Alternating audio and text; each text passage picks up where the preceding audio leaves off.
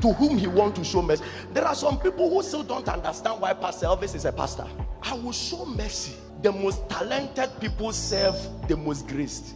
The owner of Juventus don't know how to play ball. It's Ronaldo that knows how to play ball. The talented serves the grace. The gifted serves the ones that God has shown mercy. By the gift of a man, he will not stand before mere men, but he will stand before kings. That means your gift will take you before kings, but it is grace that makes kings. There is something that is the glory and the nature of God. He looks at you and doesn't care how people hit you. He decides to show you mercy. How can we explain a thing like a mother carries his two sons, James and John, to Jesus? He said, when you enter your kingdom, let one sit at your right and let the other sit at your left. Jesus said, can they drink of my cup? Both young men, the Bible says, and the sons of Zebedee said, we will drink. Then the first to die among all the apostles and the disciples was James. The last to die was John. So why didn't I be the one to die last? So when the woman carried both of them, there was one that God decided, I show you, to a point that when Peter questioned Jesus, that Jesus, what about this one? How is he going to die? Jesus told Peter, if he will not die till I come, what is your concern? One day, one mother carries them, but God decides to give one long life and cuts the life of the other.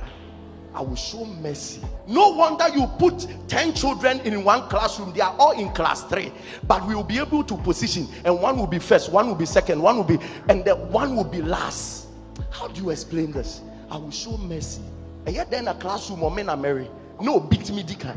I will be merciful to whom I will be merciful to. There is a transportation that carries human beings to successfully land them in the place of destiny. That vehicle is called mercy. After everything is said and done, mercy is the signatory that makes things happen. We can all read, but when we sit in the examination hall and we finish writing, mercy, when mercy doesn't sign pass, you may write, but when the lecturer picks only your paper, he will think of drinking alcohol. He finishes and he begins to cancel.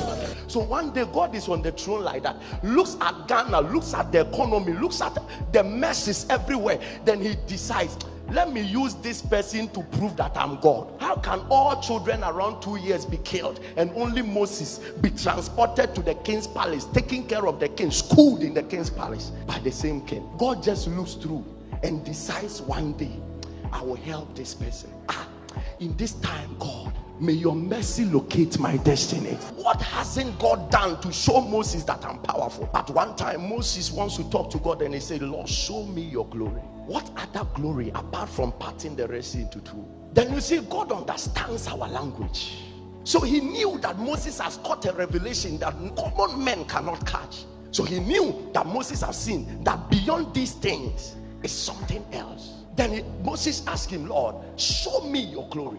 And he said, I will show you. And this is how my glory works. I will let my goodness pass before you, and I will be gracious unto whom I will be gracious to, and I will be merciful unto whom I will be merciful to.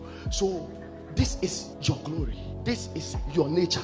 This is what makes you separate from all other gods. I'm not defined. You want to know who I truly am? I show mercy to whom I want to show mercy to. So if I give somebody a miracle, it's not by force I'll give you to a miracle. I show mercy to whom I will show mercy to. As we are standing now, there is an accuser of the brethren. Eradika say fasting says to says, who breaking is 555. There's an accuser to tell God he doesn't deserve the blessing. There is a constant accuser reminding God why you shouldn't be blessed. But there is only one thing that covers, and that is called mercy. Somebody shout mercy. Somebody shout mercy. There is only one thing that mews is so loud it swallows the voice of the accuser. The Bible says that this is the blood that speaketh better things than the blood of Abel. There is a blood that has a voice. The louder the accuser speaks, the louder the blood speaks, until God cannot hear the voice of the accuser. And listen to me. And he said that this blood speaketh better things. Somebody shout mercy. I don't deserve this, but the blood says that try him with it. As I'm talking now, by mercy you are entering your gates of favor. I said by mercy you are entering your gates of testimonies. Shout, I'm entering. Mercy is the language the blood speaks. If you ask the language of the blood, the Bible said it speaketh better things. The language the blood speaks is called mercy. When the blood begins to speak to you, things that are meant for 50 years people, the blood will say, give it to this 20-year-old boy. There is a blood. The more diabetes speaks, the higher the blood also speaks. Until God cannot hear the voice of diabetes again. God cannot hear the voice of poverty again. God cannot hear the voice of shame again. There is a voice that is speaking. Oh, put Elvis to shame. Elvis must be put to shame. The moment